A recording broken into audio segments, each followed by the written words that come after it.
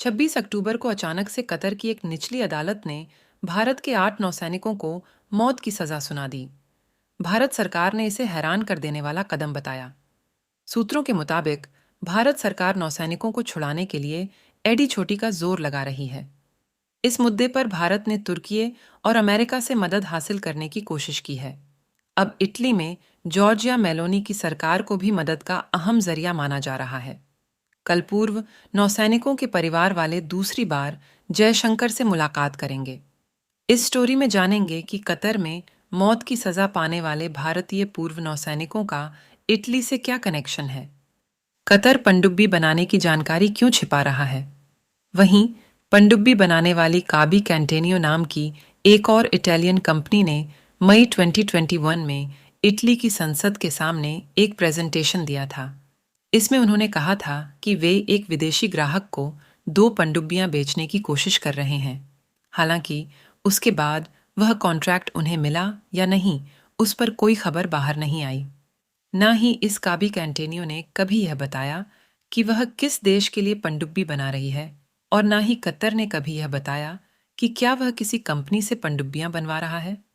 जानकारी मिली है कि इटली की जहाज बनाने वाली 2 कंपनियों ने एक डील साइन की।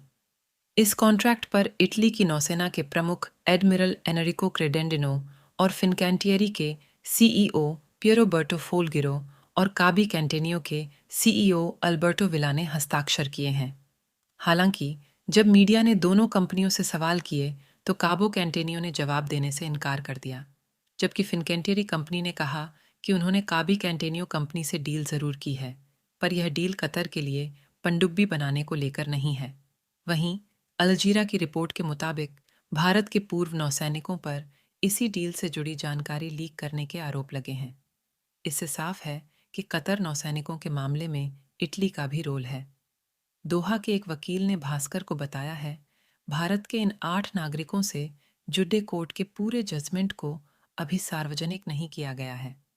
केस की फाइल अभी भी कतर की ओन अथॉरिटीज के पास ही है।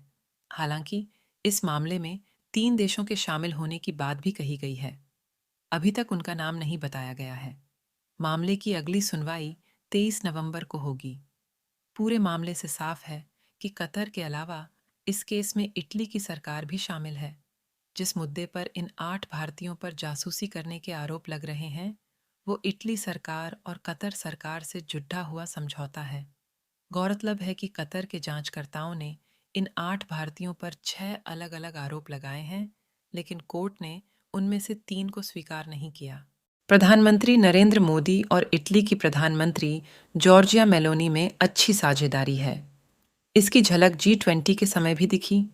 इसलिए मेरा मानना है कि भारत इटली से सहयोग जरूर लेगा, ताकि कतर को समझाया जा सके, और यह भी हो सकता है कि मोदी और मेलोनी की इस पर बात हो भी चुकी होगी।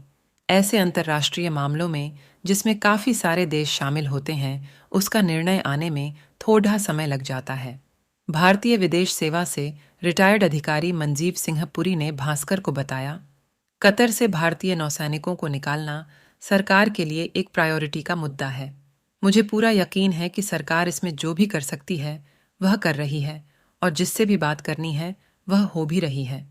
भारत और कतर के रिश्ते काफ़ी मजबूत हैं, और मुझे पूरा विश्वास है कि हमारे नागरिक जल्दी वापस आ जाएंगे।